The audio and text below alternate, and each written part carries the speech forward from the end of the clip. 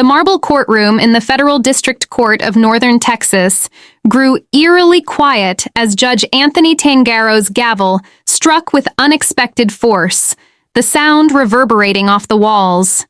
His face, flushed with irritation, bore down on Congresswoman Jasmine Crockett, who stood poised at the defense table. "Ms. Crockett," he declared, his voice taut with restrained fury, "your remarks regarding this court's procedures amount to direct contempt. I am ordering the bailiff to detain you immediately." A wave of gasps swept through the crowded room as spectators stared, stunned, while the bailiff advanced toward the composed Congresswoman, handcuffs in hand. Camera phones lifted throughout the gallery, capturing the surreal moment when a federal judge moved to imprison a sitting member of Congress during a high-profile voting rights hearing. Yet, the next 5 minutes would leave everyone in the room speechless, as Tangaro's expression shifted from righteous indignation to startled recognition. Crockett's calm unveiling of evidence not only defended her stance but exposed the judge's overreach, sparking a viral sensation that rattled the federal judiciary to its core. Before diving into this gripping courtroom drama, take a moment to like this video and subscribe to our channel for more tales of influential figures championing justice against formidable odds. Now let's revisit that pivotal morning. The atmosphere in the U.S. District Court for the Northern District of Texas was thick with tension as the session commenced. Case 23 CV 4721, Coalition for Voter Access vs. State of Texas, had garnered national scrutiny as a landmark voting rights challenge. At one table sat the state's legal team, led by Deputy Attorney General Maxwell Reed, a Harvard-trained lawyer with 2 decades of experience defending contentious state policies. His confident crew, backed by state resources, exuded assurance, their table laden with meticulous files and tech. Opposite them stood the plaintiff's side, representing a coalition of civil rights groups contesting Texas's latest voting law, SB 4791. Leading their effort was Congresswoman Jasmine Crockett, who had stepped away from her legislative role to argue pro bono. Before her congressional tenure, Crockett had earned a stellar reputation as a civil rights attorney, securing several pivotal victories. Presiding was Judge Anthony Tangaro, a 15-year judicial veteran known for his strict oversight and conservative leanings. Appointed to the bench years earlier, he had built a reputation for favoring state legislatures in electoral matters, often showing growing impatience with voting rights advocates. The tension had been brewing since the previous day's heated exchanges, when Crockett had labeled Tangaro's restrictions on plaintiff witnesses as procedurally unusual and potentially biased, a comment made to reporters during a lunch break that clearly reached the judge. As the session resumed, Tangaro's voice carried a sharp edge. "Before we proceed with witnesses," he began, "I must address yesterday's press comments about this court's procedures." Crockett rose, her demeanor steady despite the judge's tone. At 42, she projected the calm assurance of someone seasoned in high-stakes battles. "Your Honor, if you mean my statements, I stand by my professional evaluation of the witness limitations from yesterday," she said. Tangaro's eyes narrowed.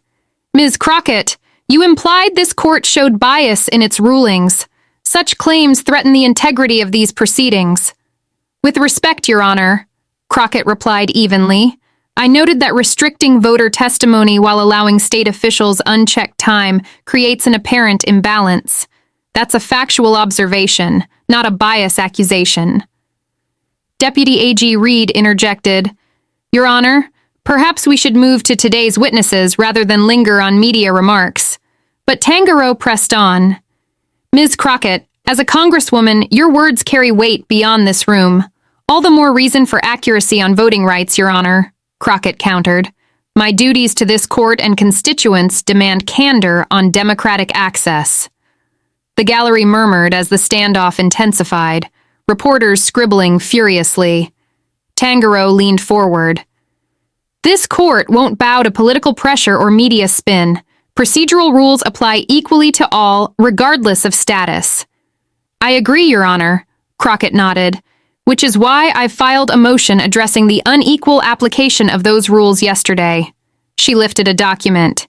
It details how the court permitted state witnesses to speculate on voter fraud without evidence, while curtailing testimony from affected voters with documented disenfranchisement. Tangaro's face darkened. Ms. Crockett, a motion doesn't justify lecturing this court on procedure. I'm not lecturing, Your Honor, Crockett responded. I'm advocating for my clients per my ethical duty. I've documented instances where yesterday's limits may defy Fifth Circuit precedent. Tangaro's patience waned.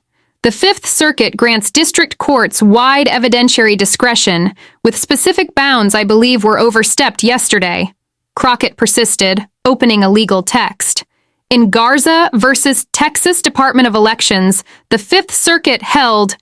Tangaro cut in, his voice rising. Ms. Crockett, your relentless challenge to this court's authority verges on contempt. Respectfully, Your Honor, Crockett maintained, citing relevant precedent is zealous advocacy, my obligation under Texas bar ethics. The room felt the judge's anger mounting like a brewing storm. Few attorneys would press further after such a warning, but Crockett pressed on. Moreover, the Supreme Court's Democratic National Committee versus Wisconsin State Legislature stressed courts must prioritize first-hand voter disenfranchisement accounts. Exactly what you limited yesterday. This final point seemed to ignite Tangaro's fury. Ms. Crockett, he interrupted, face flushing, I find your ongoing undermining of this court's authority, in the media and now here, constitutes direct contempt.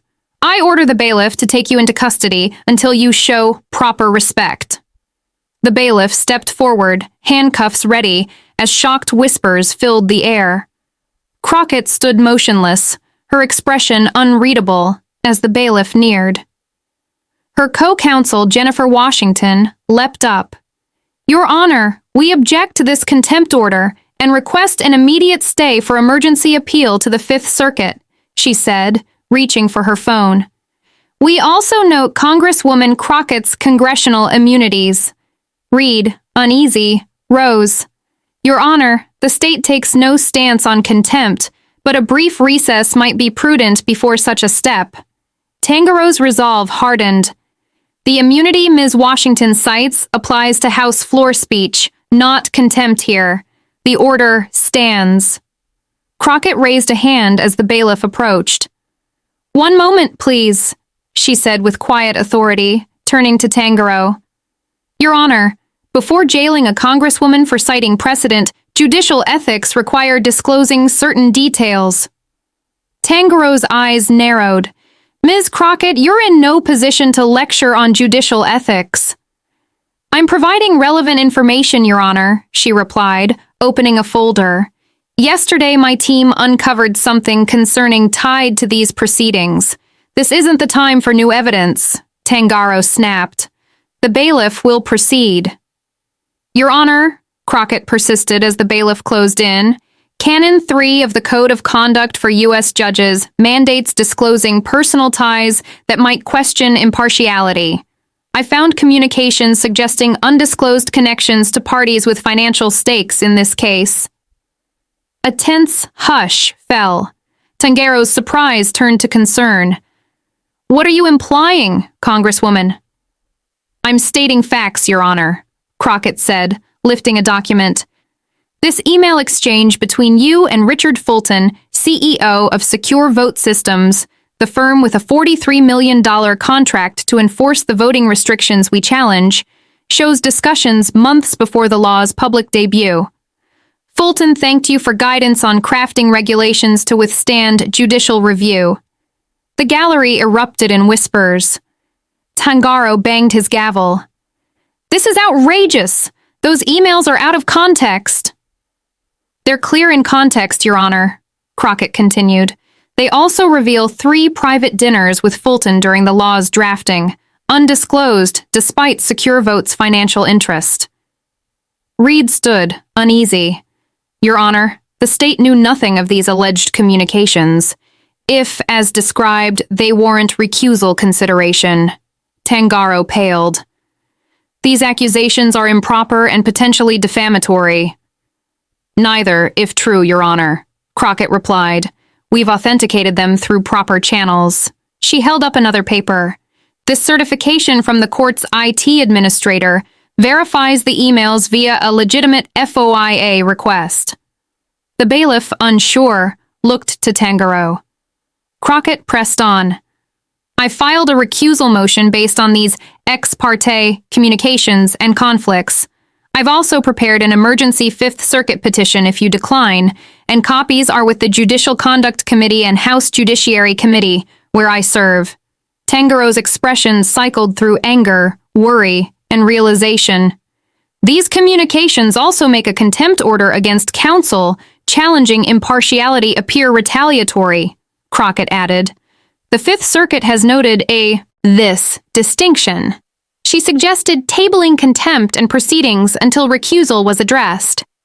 The gallery watched as Tangaro struggled to regain control. After a long pause, he cleared his throat. Given these disclosures, the court recesses for 30 minutes to review the materials.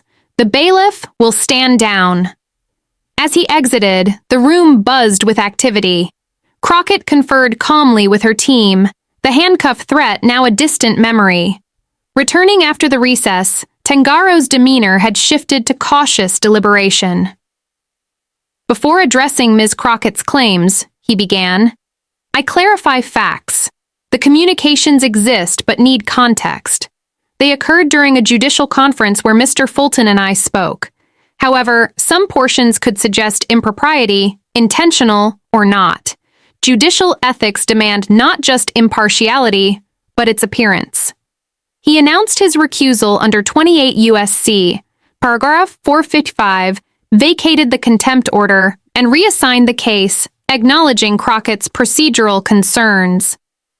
Zealous advocacy, even challenging rulings with precedent, is vital, he conceded, adding a reflective note on judicial boundaries. Approaching Crockett, he extended a hand. Congresswoman, despite our differences, your commitment to the rule of law is clear. I regret the contention. Crockett shook it, replying, Thank you, Your Honor. Judicial integrity matters to us all, even in disagreement. As Tangaro left, the gallery erupted. Crockett, surrounded by her team, focused on the case's substance. This isn't about me or Judge Tangaro, she said. It's about voter rights. Our work continues. Outside, under the afternoon sun, Crockett faced reporters. Today wasn't personal, she began. It's about judicial integrity and every American's vote. Our system works when ethics and advocacy align, with correctives when they falter. Asked about the custody threat, she smiled. I focused on my clients and the Constitution. Truth prevails when grounded in law. The case's impact spread rapidly. Legal blogs dissected it, and national news dubbed it, From Handcuffs to Justice. Tangaro took leave pending review, and the reassigned judge, Elaine Rodriguez, reopened testimony, resetting the case. Crockett's Harvard speech on advocacy and ethics became a teaching staple. Rodriguez's nuanced ruling struck down parts of SB 4791, citing excluded testimony. The Fifth Circuit praised her thoroughness. A year later, Harvard Law Review analyzed the case, noting its lesson, no one is above accountability. Crockett's stand reaffirmed that facts and law trump position. For legal professionals, it underscored ethical boundaries and courage. Reflecting on the near imprisonment, Crockett said, I thought of my clients and the Constitution. Truth, well presented, endures. Like and subscribe for more stories of justice, and share your thoughts below.